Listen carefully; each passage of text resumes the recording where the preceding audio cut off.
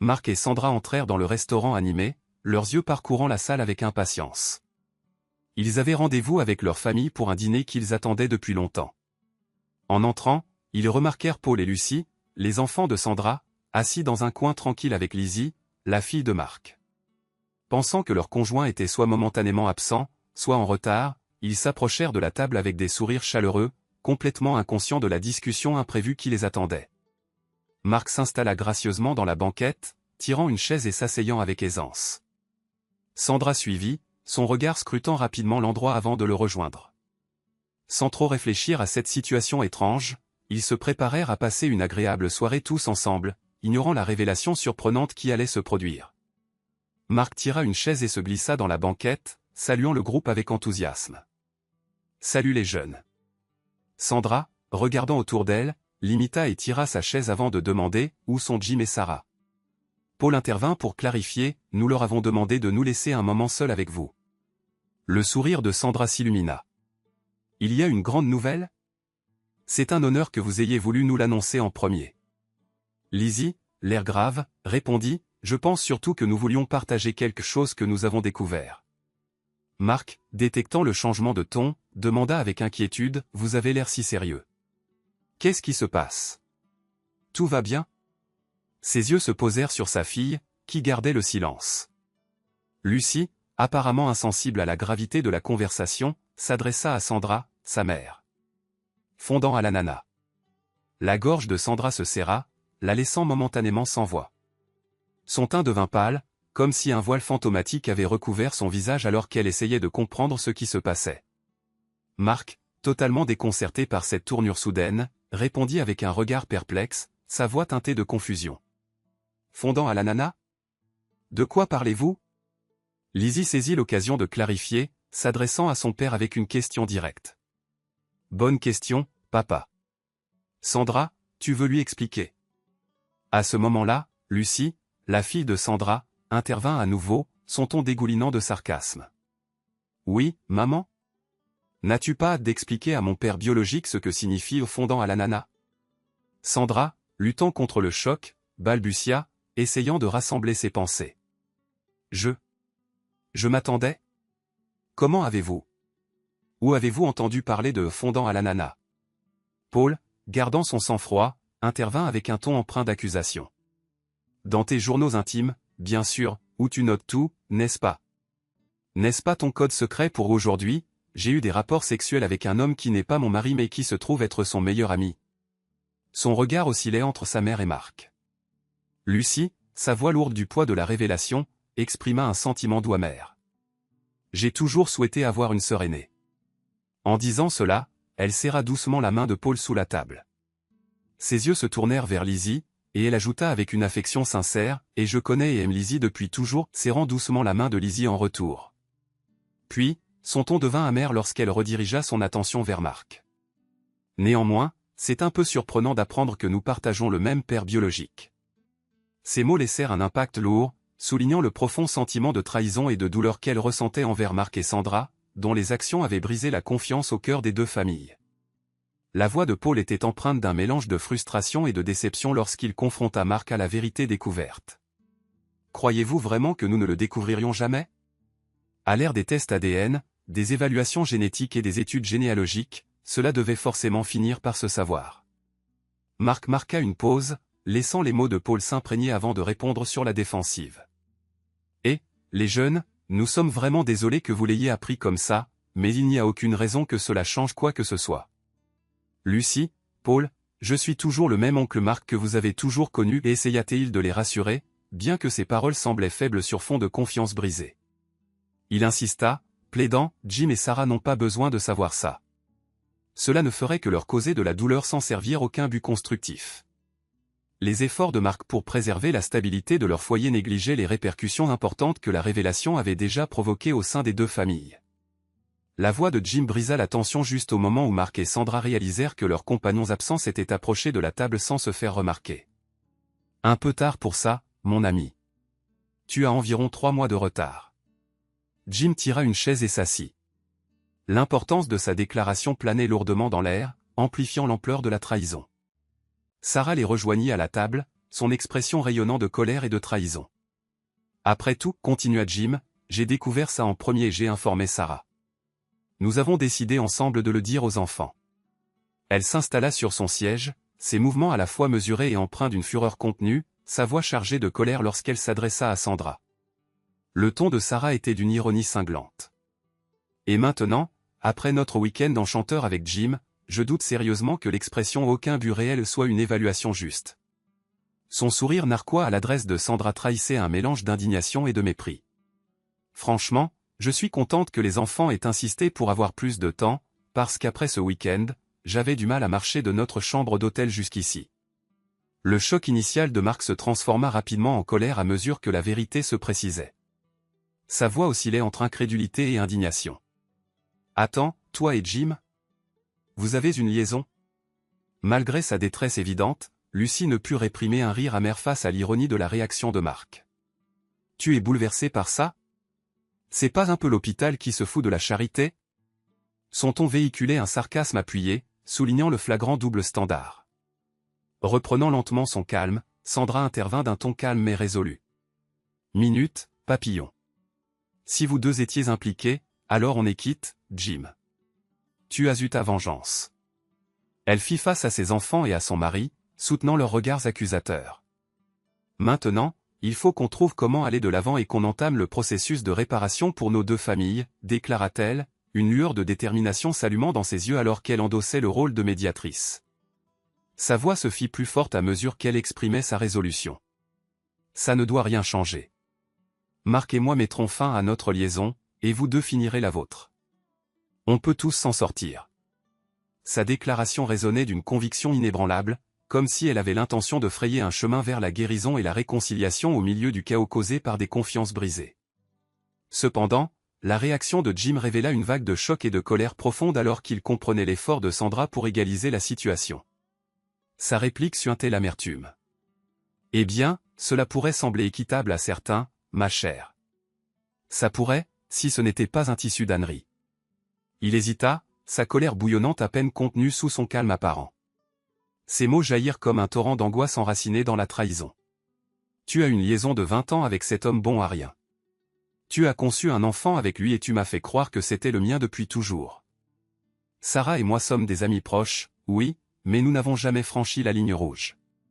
Comment est-ce qu'on peut comparer ça ?»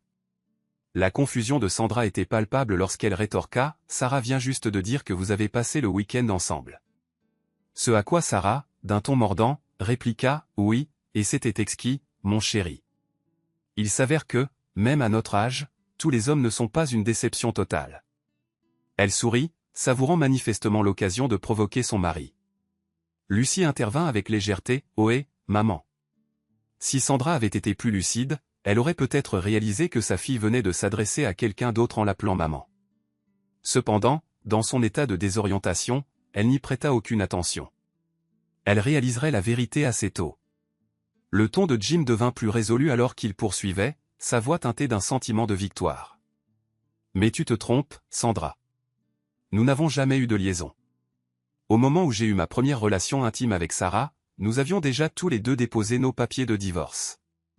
Tu étais occupé par ton soi-disant voyage d'affaires ce week-end-là, ce qui nous arrangeait bien pour ne pas t'impliquer. Mais... » Il tendit le bras, désignant un homme posté près de l'entrée. La tension monta d'un cran dans la pièce lorsque l'homme inconnu répondit au signal de Jim et s'approcha de la table. Sans hésitation, il prononça sa sentence d'un ton sec et détaché. « Sandra Davis, Mark Willis, vous êtes servis. » Il leur tendit à chacun une grosse enveloppe brune, dont le contenu était déjà bien connu. Puis l'homme recula, sortit un appareil photo et prit une photo pour immortaliser l'instant, avant de faire un signe de tête à Jim et de partir, laissant le couple coupable déconcerté et déstabilisé. Un lourd silence enveloppa la table alors que Mark et Sandra échangeaient des regards inquiets, luttant tous deux pour absorber le changement brutal de situation. L'impact des enveloppes avait radicalement remodelé leur vie, aggravant l'incertitude qui planait déjà sur leur relation tumultueuse. La résolution de Sandra commença à faiblir. Sa voix tremblait de désespoir alors que des larmes coulaient sur ses joues. « Je ne veux pas divorcer. Ce n'est pas comme ça que ça devait se passer. Mark et moi n'avons aucun sentiment l'un pour l'autre. Ça ne voulait rien dire.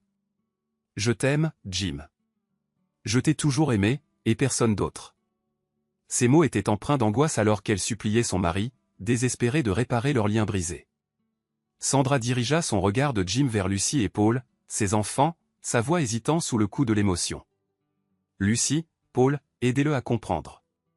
Dites-le à votre père. Il ne faut pas que ça brise notre famille. Son appel désespéré était adressé aux enfants, espérant qu'ils pourraient aider à réconcilier leurs parents. Pendant ce temps, Mark, qui était resté silencieux, semblait complètement anéanti. Son expression trahissait la profonde douleur qu'il ressentait. Il semblait perdu, incapable d'exprimer sa profonde tristesse et son regret. Dans un geste de solidarité silencieux, Jim, Sarah, Paul, Lucy et Lizzie posèrent leurs mains sur la table, les entrelaçant. Ce geste unificateur symbolisait leur dévouement mutuel, leur reconnaissance des épreuves à venir, et la force et le soutien qu'ils se promettaient pour affronter l'avenir, quel qu'il soit. La voix ferme de Jim résonna dans la pièce, attirant l'attention et signalant qu'il était grand temps que Sandra écoute. La gravité de la décision prise par tous les 5 était indéniable. Sandra, je pense qu'il est plus que temps que tu arrêtes de parler et que tu commences à écouter. Cela fait un mois complet que nous 5, on élabore des stratégies pour aller de l'avant. On a tout prévu dans les moindres détails, et en ce qui me concerne, il n'y a plus matière à renégocier. Lizzie renchérit avec détermination, renforçant la cohésion derrière leur verdict. Chacun de nous a examiné cela attentivement de son côté, puis nous nous sommes appuyés les uns sur les autres pour déterminer la meilleure voie à suivre. Nous sommes totalement d'accord sur ce point. Elle jeta un regard à Paul et à Lucy, reconnaissant leur effort conjoint. Pour ajouter, nous 3 avons conçu ce plan, et nos conjoints ont initialement tenté de nous dissuader. Paul, parlant avec un ton sérieux et résolu, souligna la gravité du moment. Ma petite sœur est peut-être la plus jeune à cette table, mais elle est maintenant adulte, et elle fait preuve d'une grande sagesse. C'est elle qui a été le plus directement touchée par tout cela, c'est pourquoi nous lui avons confié la tâche de t'expliquer les prochaines étapes. Lucy, la voix tremblant mais gagnant en force, aborda la question avec un mélange de douleur et de détermination. Voici la vérité. Elle se tourna vers Mark, son ton résolu et inébranlable. Mark, tu as beau avoir fourni la biologie, tu n'as jamais été mon père et tu ne le seras jamais. Ses yeux se reportèrent sur Sandra, son expression se durcissant. Sandra, tu as été la mère dans ma vie depuis le premier jour. Même si tu n'as pas été une aussi bonne mère que papa, tu as sans aucun doute été ma mère. Ce chapitre prend fin ce soir. À partir de maintenant, il n'y a plus aucun lien entre toi et moi. Je n'ai aucune envie de te parler, de lire tes communications, ni de maintenir aucune forme de contact. Peut-être qu'un jour les choses pourront changer, mais je n'y compterai pas. Et si jamais c'était le cas, ce sera uniquement ma décision. Je sais que vous désapprouvez probablement tous les deux, mais c'est ce que je veux. Aucun de vous deux n'est autorisé à me contacter, plus jamais. Je peux vous garantir que vous ne recevrez pas de réponse. Paul, fixant sa mère brisée et presque sans vie, fit écho au sentiment de Lucy. Il en va de même pour moi. Lizzie, résolue et inflexible, ajouta son soutien de la même manière. Sarah, calme mais déterminée, aborda les aspects pratiques de leur décision. Jim et moi avons le même représentant légal. Les coordonnées de l'avocat sont jointes dans les enveloppes que vous avez en main. À partir de maintenant, toutes les communications devront passer par lui. Un silence malaisé s'installa autour de la table tandis que la gravité de leur déclaration faisait son chemin. La voie à suivre avait été tracée, et les répercussions de leur choix allaient certainement modifier leur vie de façon irrévocable. Jim, faisant une pause significative, laissa le silence s'intensifier, donnant à Sandra et Mark l'occasion de bien saisir le poids de ce qui avait été dit. Il rompit le silence, passant au sujet suivant. Les 8 grands-parents ont été mis au courant de cela aujourd'hui. Tournant son regard vers Sandra, il précisa. « Tes parents, fit-il en acquiesçant. Et les tiens, fit-il en direction de Mark, n'ont rien fait de mal, et nous n'avons aucune intention de rompre leur lien avec leurs petits-enfants. » Il y avait de la gentillesse et de la considération dans les paroles de Jim, car il avait toujours chéri et respecté leur famille élargie. Il poursuivit, détaillant les conditions avec clarté. Cependant, leur participation future dépend de l'acceptation de ce scénario. Ils ne doivent transmettre aucun message aux enfants en votre nom, et ils ne vous tiendront pas non plus au courant de quoi que ce soit concernant nos vies. Il souligna que les limites fixées pour Sandra et Mark s'étendaient également à leurs parents. Bien qu'ils puissent préserver une relation avec vous, cela ne doit en aucun cas perturber ou manipuler la dynamique au sein de notre famille. Mark, ta mère et ton père sont ravis de mieux connaître leur nouvelle petite-fille, et nous approuvons pleinement le fait que Lucy cultive cette relation. Pendant ce temps, sans surprise, rien n'a changé pour mes parents. Ils adorent Lucy plus que tout au monde, et rien ne changera jamais cette dévotion. Ce qui constituait autrefois une structure familiale unifiée a maintenant été fondamentalement transformé, avec de nouvelles limites remodelant non seulement les relations entre Sandra, Mark et les enfants, mais aussi les liens entre leurs parents et leurs petits-enfants. Sarah intervint. Nous ne déménageons pas. Ce n'est ni New York ni Los Angeles. Nous pourrions très bien nous croiser au restaurant, voire même dans la rue. Son ton débordait de colère, une claire mise en garde qui posait des limites infranchissables. Sarah, avec une retenue calculée, continua, sa voix teintée de détermination. Je vous conseille vivement à tous les deux de faire comme si vous ne me reconnaissiez pas. Il m'a fallu toute la maîtrise de soi dont je suis capable pour ne pas vous frapper. Son désir de voir les autres comprendre le poids de sa décision révélait un profond besoin de validation et d'acceptation. Je ne veux pas vous voir à ma remise de diplôme le mois prochain. Oui, c'est un événement public, et je ne peux pas légalement vous empêcher d'y assister. La voix de Lucy se fit plus forte, rayonnant d'un mélange de détermination et d'inquiétude quant à son image. Mais j'ai mérité le respect de mes professeurs et des parents de mes amis, et je ne veux pas compromettre ça en vous confrontant si vous décidez de vous montrer. Lizzie intervint avec un sourire en coin, injectant une touche d'humour dans l'ambiance tendue. Bien sûr, ça suppose que maman ne vous ait pas déjà dit ces 4 vérités d'ici là, Sandra.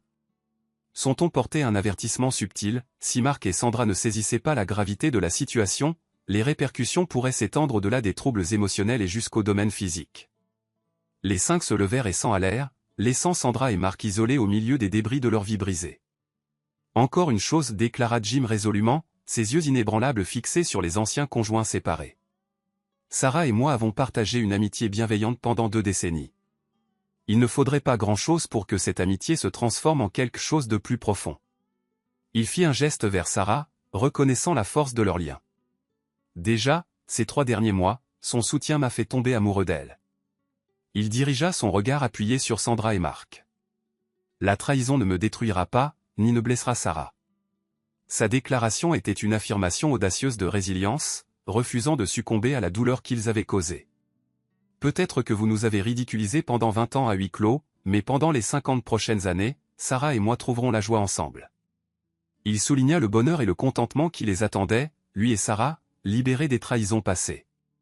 Alors qu'il se tournait vers Sarah, le ton de Jim s'adoucit. Sarah, j'ai appris à t'aimer.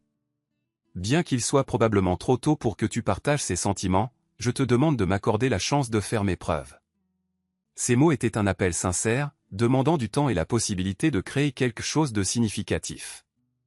Et quand tu seras prête, continua Jim, sa voix gagnant en intensité, je veux que nous nous engagions l'un envers l'autre pour l'avenir, en présence de Dieu et de nos enfants. Nos anciens partenaires n'ont peut-être pas valorisé leurs promesses, mais nous sommes toujours restés fidèles. Soyez assurés que lorsque nous ferons nos vœux, ils seront tout aussi profonds, honnêtes et significatifs. Lorsque Jim a exprimé pour la première fois ses sentiments à Sarah, il était peut-être effectivement prématuré pour elle de partager la profondeur de son émotion. Pourtant, en observant son sourire les yeux humides, il devint évident pour tous qu'elle partageait désormais ses sentiments. Bras dessus, bras dessous, Jim et Sarah suivirent leurs 3 enfants à l'extérieur, unis dans leur quête d'un nouveau départ, animés par l'amour et une détermination sans faille à trouver le bonheur parmi les vestiges. Sandra et Mark restèrent en arrière, chargés d'affronter les conséquences de leur choix. I can't pick this meat up. Too big? Too big. Meat's too hefty. Oh wait, shit. Hold on. Let me get my real boat. Oh, we have boats right here. Are we should take this fight. There's a transport. Yeah, I need to get my real boat. Hold on. Okay, I'm going for him. Nice shit. Good luck to you, Jets. Sounds good. Penis joke spawned right in front of me. Well, yeah. You'll have that.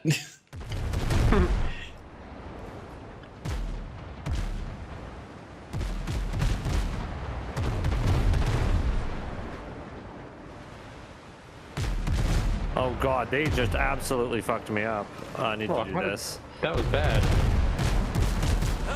Uh-oh. Ow! Oh yeah, I just got like really hurt. Come on, hit. Oh, I missed. Ah, I overshot it. Dang it.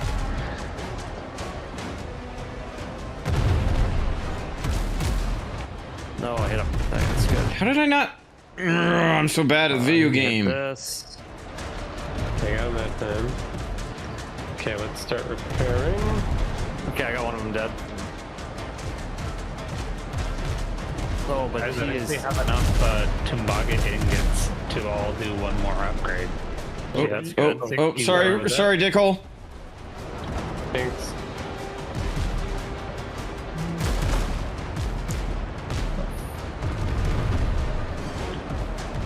Okay. Oh, I didn't kill that raider? I thought I did. Oh god, I think I just aggroed another pack. Nice. Dragon. Yeah, Ow. that's probably not good.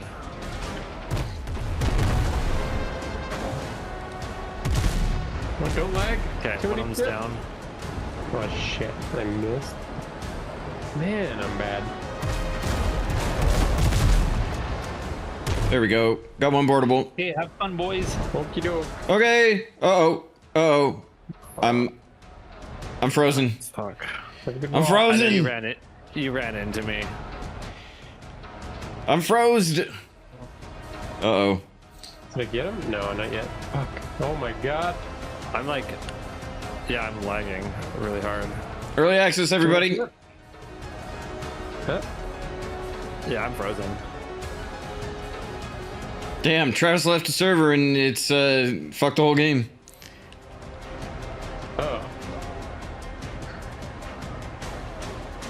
That's cool. Right, 'cause he's hosting? No, 'cause No, we're he's on not. Nitrado, so it shouldn't matter. Yeah. Yeah, okay. I don't know why. I mean, I'm still in it, just so you guys know. Are you still Okay. like sailing around? Well, with it? I'm gonna relaunch I'll take it one. as quick as I can. We're gonna be on the middle of the water. That's gonna be less than good. I actually have to. I mean, yeah, I have that's- a task manager this. Yeah. That's what I had to do.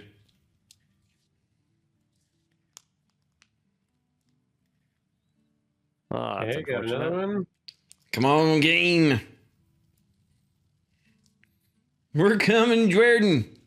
Got another one? I'm fine, actually. Good thing Jordan's a gamer. Yeah. Good thing I got Got the to. giant ship, you mean? Yeah, So that I'm invulnerable? dude, because I took like a full broadside from like 3 of them, and Yeah. Oof. it almost outright killed me. Nice. Like I was down to a 3rd health. I had to pop like Damn. one of the really good repair kits that I've had that I looted. Yep. The purple ones. Yep, I had a couple, like 3 or 4 of those from just randomly finding them. Mm-hmm. I think I still have a couple of those on my other boat. Yeah, I have a lot of the blue ones that I just Come on, looted. come on.